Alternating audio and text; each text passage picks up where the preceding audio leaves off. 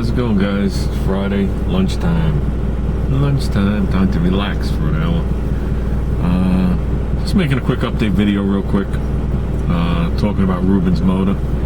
Like I explained to Ruben yesterday, this isn't my project, this is Ruben's project.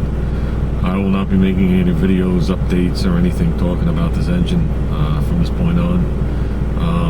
The only thing we did is we have a kid here he graduated T10 program, which is just like an automotive school sponsored by Toyota, and he's going to be coming on the line. So I said to him 2 days ago when I got the motor to the shop, I said tomorrow night I'm going to stay a little and probably just pop off the valve covers and peek around, make sure there's no rust inside, make sure the valves are free before I fully crank it around. So I was like, oh, okay. I went home, actually went back to the shop and videotaped that video for Ruben. That's why Junior was with me. I drove all the way home, drove all the way back, bumper to bumper traffic to do that video. And then by the time that video uploaded, it was a total of like 4 hours later. So that was more painful than getting the engine. But to make a long story short, I'm working on a car. I'm on the other side of the wall because the shop is huge, and there's a wall dividing the front and back. And I'm setting something up, and someone comes up to me and tells me that Aaron's name is in the back, waiting for me with coveralls on. I was like, why? And I was like, oh, that's right. So basically what we did yesterday was I popped off that cruise control actuator, which was in the way of anything you wanted to do.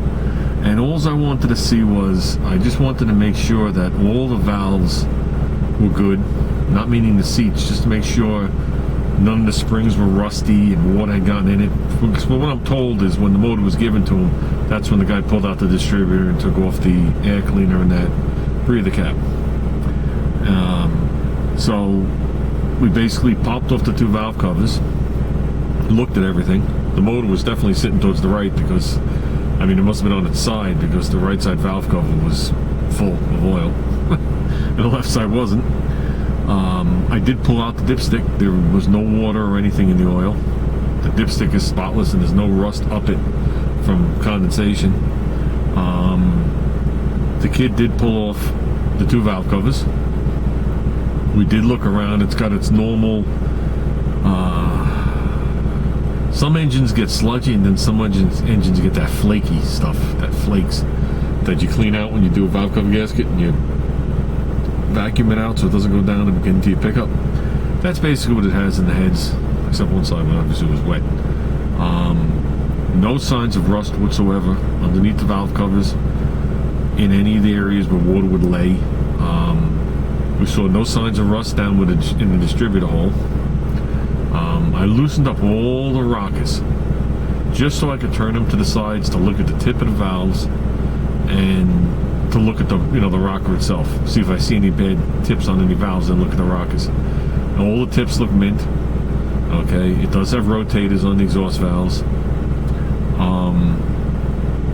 I was actually able, it took a lot, we had to lay the engine on the ground. I was able to push down and make every valve open, a little bit, so I knew none of them were stuck. Then I just gave it a basic tighten down, so all the rockers were out of adjustment. Then we fully cranked it around. Well, first I blew out all the cylinders because when we got the engine there was no spark plugs in it. How long the plugs have been out, I don't have a clue. The engine was stored indoors. I blew it out and felt a couple of things hit my fingers. But if you notice in any of the videos, on the right side of the engine, you could see something was storing small nuts on it. Whether it was a chipmunk, a mouse, a rat, a raccoon, a bear, a giraffe. So, I blew them all out, put my handle back on it, and just spun the motor around. Okay? Put a little dot of oil in each cylinder. Dot. Just so the walls would be lubricated. And I threw in a set of spark plugs that I had that I know were too long, so I didn't tighten them. I just put them in like 4 threads.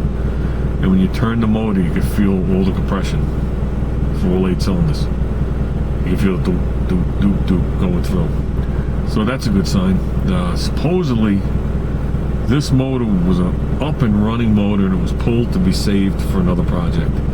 And that's what was about to happen to it. And then another motor came into the picture, a fuel injected motor, that they were able to get with the harnesses and everything. So that's when I was finally able to get this motor for Ruben. So, with that said, if it had a distributor and had wires on it and a starter, I could kick that thing off right on the ground there. I'm sure it would run just fine.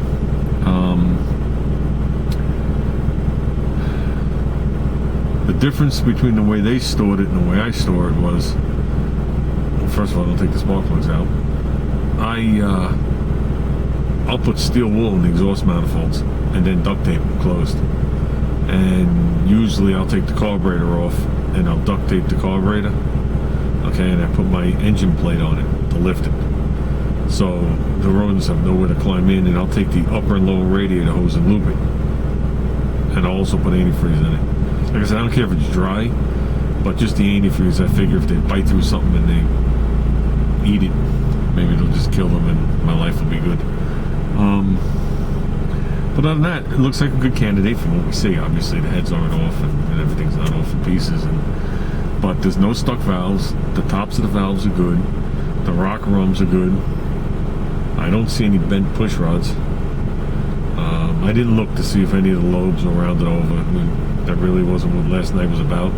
Like I said, this isn't my motor to take apart. It's Ruben's motor. I just wanted to make sure that everything was square before he drove all the way down here and humped a piece of crap back to his house. But like I said, the manifolds are fully intact. Doesn't look like they cut them with a torch. The oil pan does not look like it's dented in any way. So this is all stuff that he could use in this project. I don't see anything wrong with the harmonic balance. It's just the front groove on the front pulley has a dent in it. And that could have happened when the motor was brought to me in the back of his pickup truck because it was not strapped in. And I think it's been sliding around there for a little bit there. So, but other than that, I think it's good. The carburetor works, meaning the shaft's turned. There was actually gas in it. If you saw me open up the 4 barrels, there was actually gas that flowed over when we dipped it sideways, and it was sitting in there. That's gas, not water. So I think it's going to be a perfect candidate for Ruben. I explained to Ruben that there's going to be 1,000 different suggestions coming from every which way on how to build a motor. But the bottom line is, guys, he needs something. He wants something with a little sound to it, so it's very mild cam. But he also needs something that he could just start and drive and be reliable and be affordable. So the big pistons, the roller cam, the aftermarket heads, intake, carburetor, and all that crap is not in the picture. What's going to be in the picture is a nice, reliable motor, done right, freshened right, and probably just a smaller version cam. Something I'm familiar with, something that he'll be able to start up, drive, and not have to play around with the gas to keep it running, and still have his power brakes, and still be able to stop and do a burnout if he wants to, and just have that nice V8 feeling. So he can get just about the same sound out the exhaust with exhaust manifolds as he can with headers. Yes, he can make a little bit more power, but I think the simple factor might be a little easier. It's either way, he's got to send it to an exhaust shop and have an exhaust put on the car. So he might as well have it done right to the pipes and be done with it. No burning of spark plug wires like every Chevy I've ever seen. No headers dragging, no tubes to be dented, none of that stuff. Let's just keep it simple. I would say it needs a flywheel. It looks like to me like it needs a flywheel. It looks like the converter was still on one bolt. It was like hanging there. There's a little bend in it right there when the converter bolt holes in it. So that's no big deal. And everything else he has hooks right to it. So the rear's going to be strong enough to train. He's going to be strong enough. So we got a lot of swap meets coming up. I got one coming up not this weekend but next weekend. So I'm going to keep my eyes peeled for some pulleys and some brackets and shit. You never know what you find on these blankets for $1. And I know what the alternator bracket setup looks like. I'm not sure what the power steering bracket looks like the setup. Maybe I can get somebody to post me a picture or somebody send me something or whatever. And I'll keep my eyes peeled. Plus, I plan on doing late compounds with Ruben. And I'll guarantee you in that 1,000+ vendors, there's going to be the bracketry that he needs there. And it's all going to be dirt cheap. So, and as for water pump, that's going to be new. Then we'll just keep our eyes peeled for the mounts and chassis mounts. So, that's going to be it. I think he's going to have a good time. We already offered that after he has the motor up there and the season goes on a little bit, for me and Junior to come up there and do a complete tear down with him, inspect everything, explain everything, and let him lay it all out, label it, and then from that point on, decide what he wants to do. Whenever he's ready to buy the parts, or if the motor's junk or whatever it is, he can make a decision after that. But at least he'll have a trained set of eyes helping him tear this thing down, and so he knows what to look for, knows what he can get away with. That's the question. The question is going to be what can we get away with? Okay, because we're not looking to break the bank on Ruben here. So there's going to be some things that we're going to be getting away with that'll be just fine, and there's some things you can't really get away with that aren't going to be just fine.